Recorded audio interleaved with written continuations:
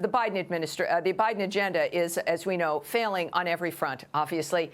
And rather than admit their shortcomings, their response is always the same. Double and triple down on more destructive, delusional, and dangerous far-left lunacy. For example, we are now learning more about a new $1.5 billion, that's with a B, dollar grant from the Transportation Department to fund woke pet projects surrounding so-called racial equity and economy-killing climate change initiatives. And the best part? All of the funds are coming from the infrastructure bill that Biden signed last year. But just like their COVID relief bill wasn't actually about COVID, the infrastructure bill covers way more than traditional infrastructure. Here with more, giving us a bit more background and analysis, former HUD Secretary is one of our favorites, of course, Dr. Ben Carson. Dr. Carson, thank you for joining me tonight. We know that the nation's in some degree of trouble. You are an example of the kind of man that this nation produces and delivers to help the American people. You serve this country. You serve her now with the work that you do.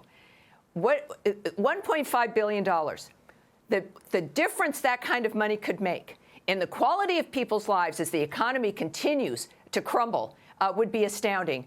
What do you say when it comes to this kind of spending of money on absurd projects?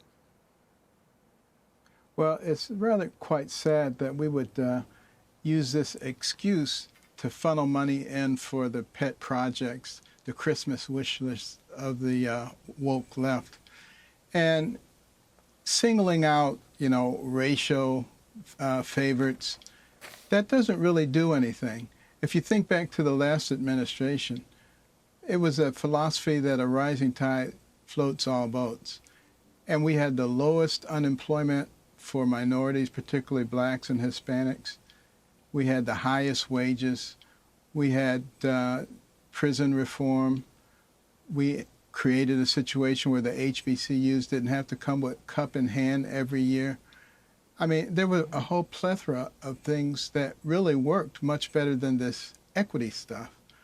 And if people would just stop and evaluate things on their face, as opposed to listening to the propaganda, I think we'd be much better off.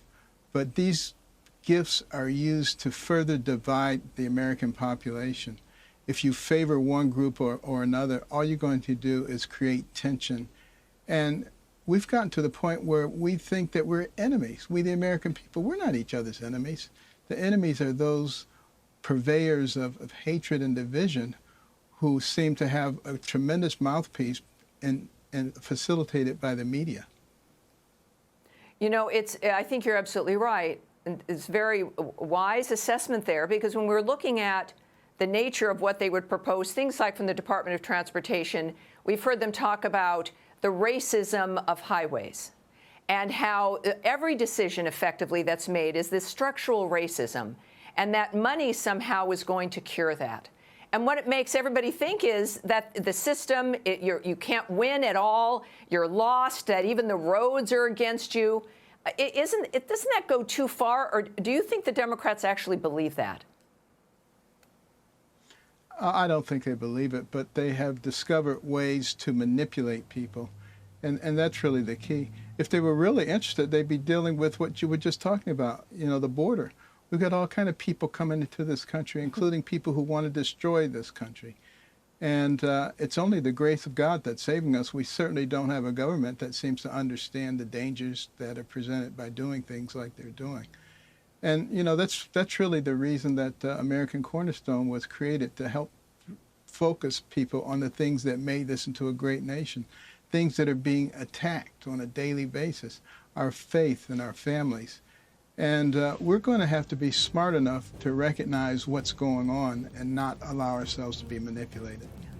Hey, Sean Hannity here. Hey, click here to subscribe to Fox News YouTube page and catch our hottest interviews and most compelling analysis. You will not get it anywhere else.